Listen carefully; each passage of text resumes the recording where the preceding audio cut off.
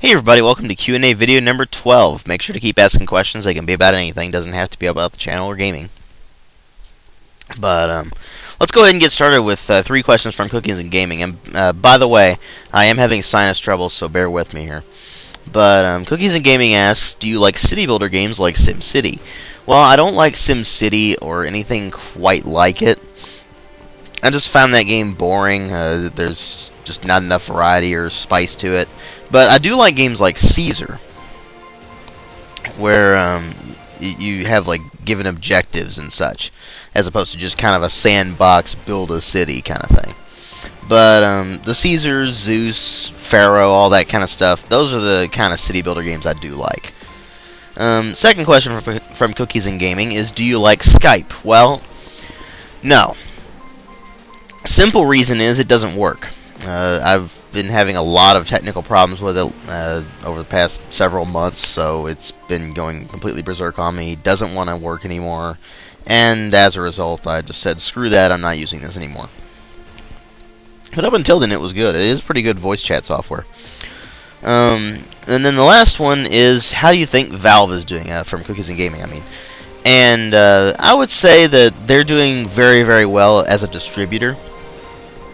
Steam is the leading distribution platform on PC, so, I mean, they've got that going just phenomenally. They do great sales, they do all sorts of cool things, and that's great.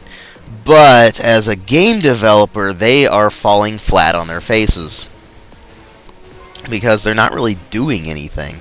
I mean, do we really want Counter-Strike Global Offensive? Do we really want that? It's just, why, you know? But still, doing great as a developer, not so doing great as a distributor, not so great as a developer. Sorry, like I said, sinus trouble. It's messing with my brain. But next question is from WikipediaThis. What do you think is the best genre mashing game to date? I would say probably Deus Ex, mostly because it got all the FPS stuff in there without going too far from role-playing games. Now, granted, there were a lot of things that didn't do well, but it was the best game that happened to be a genre-mashing thing to date, as far as I'm concerned. Mass Effect also did a really good job, specifically Mass Effect 2, but Mass Effect 1 did a good job as well. And the new Deus Ex Human Revolution, that did a great job as well. Next one is from AshEd65. What games do you like better on console? Well, I hate playing first-person shooters and strategy games on console, period, so I almost never do it. But mostly it's stuff like fighting games, platformers, and action-adventure stuff like Zelda. That sort of thing just feels better on a gamepad, and thus it's just generally more fun on a console than it is on PC. But for most of those things, I can just play them on PC. But if you're playing a fighting game, you definitely don't want to be playing it on PC because the controls just aren't responsive enough. Still, that's kind of all that I'm looking to get on console, but other than that, it's just exclusives that don't come out on PC. And as a result, I don't really have all that many console games. Anyway, next question is from TheMessyng. Do you think Dragon Age 3 will succeed, counting that Bioware is checking for inspiration from their competitor, which is Skyrim right now? Oh, man, that's a loaded question, isn't it? Well, will Dragon Age 3 succeed? Hopefully, and hopefully based on the fact that it's Dragon Age, and that they would actually put effort into it, unlike what they did with Dragon Age 2, which led it to be better in some ways than the original, and worse in some ways, but I rated them kind of equally.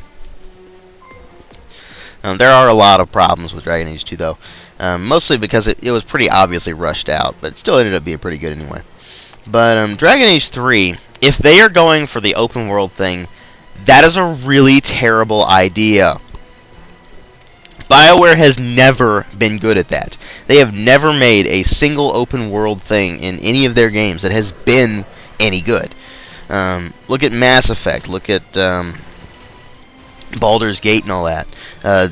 What they do best is fairly linear. I mean, they do have branching storylines and stuff, but fairly linear role-playing games where they're single-player, where they're very heavily story and character-based.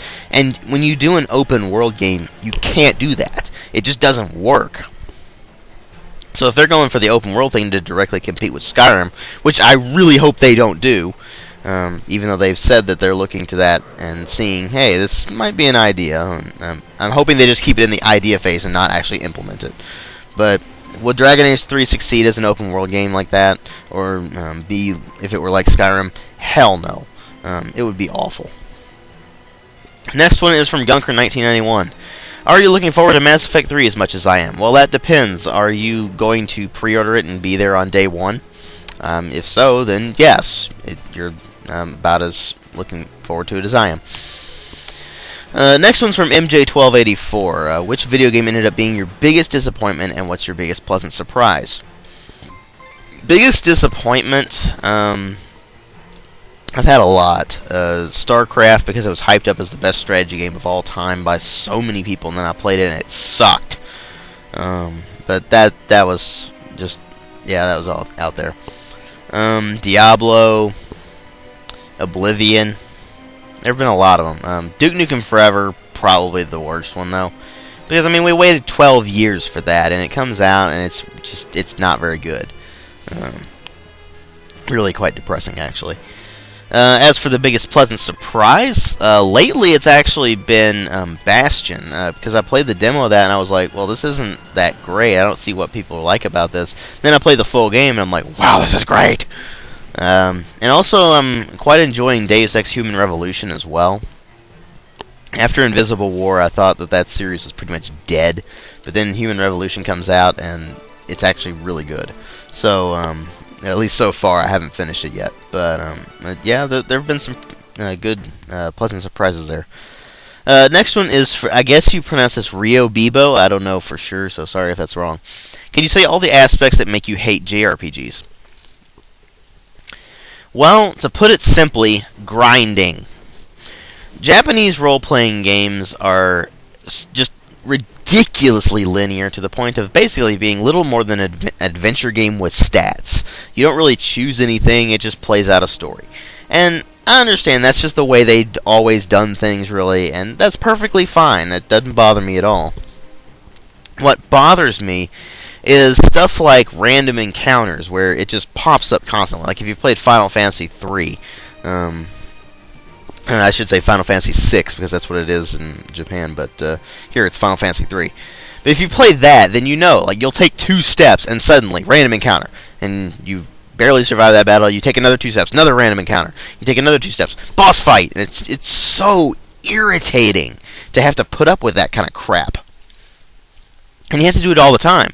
And even the Japanese role-playing games I do like the Tales series or Chrono Trigger, you still have to grind to get your characters up to a decent enough level where they can actually fight the enemies they need to fight. And that just, it's royally infuriating. I hate that. And it makes me hate the games, even if they are good or well-written or have great characters, that sort of thing. It tends to make me hate those games. So they have to have really good writing and all that to kind of pull them away. Or have combat that isn't ungodly, tedious, and annoying. And that's really what makes me not get into JRPGs, is that just horrible grind that constantly permeates them. But as for the rest of them, like the linear storytelling and all that, I'm fine with that. It's just that grinding drives me nuts. That's really it, too. And the last one is from Tasuke. What, in my opinion, what makes a true RPG? Could you give examples of games that are true RPGs? Well, in the simplest explanation I can think of, it's basically an adventure game that has a stat system dramatically affecting the gameplay. What I mean by that, adventure games are storytelling. It's really just you play through a storyline and it kind of does that, and that's it. Sometimes you'll have choices of endings, and like in, say, Gabriel Knight, for instance. There are 2 endings to that particular game. So you'll sometimes have multiple endings, but other than that, there's mostly just a story being told, and they focus very heavily on that. And the gameplay kind of builds up around it. It doesn't necessarily become the focus. If you're playing, say, a first-person shooter, then the gameplay is the focus. You're running around shooting things. But in a role-playing game, Really, the story should be the precedent. The story or the character development. And then the stat system has to play a role in this as well, because role-playing games basically have to have a stat or a skill system of some sort. Otherwise, it just doesn't make any sense. You're not really playing a role. You're not playing this character and building them up. Which is why stuff like JRPGs tend to be the bare minimum of what is required to be a role-playing game. But in my opinion, you have to be able to experience the storyline. It has to be extremely central to the gameplay. The gameplay can just kind of be secondary to that. That's perfectly fine, as long as it supports it. That stat system has to play a very specific role in the game as well. It can't be like Oblivion, where the stats really don't do anything. You can get through the entire game at level 1, and it doesn't matter. You can just do that, no problem. You don't even have to level up at all. And as a result, it becomes more of a first-person action game than anything else. The stat system has to be central. It has to affect things. It has to change things. And generally, it's best to have a branching storyline, having multiple endings or something like that, depending on what you choose to do in the game. Not necessary, but it's best to have something like that. That way you actually feel like you're playing a role and actually doing things, and your character has a specific effect on the storyline as opposed to everything else, just kind of going on and without them. But that's kind of the basic what it takes to be a role-playing game. I might get more into that later on, but this is a Q&A video. I want to keep my explanation fairly brief. But as for examples of them, Baldur's Gate, Planescape Torment, Arcanum, Fallout 1 and 2 anyway, not Fallout 3 obviously, and Fallout New Vegas to some degree as well.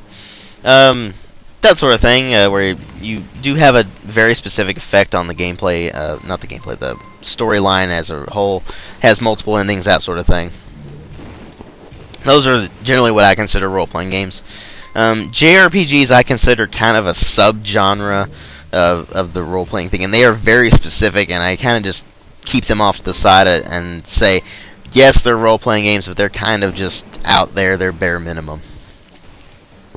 Anyway, that's pretty much all I got for Q&A video number 12, so make sure you keep asking questions, because I need questions for Q&A video 13. Anyway, I'll catch you guys in later videos.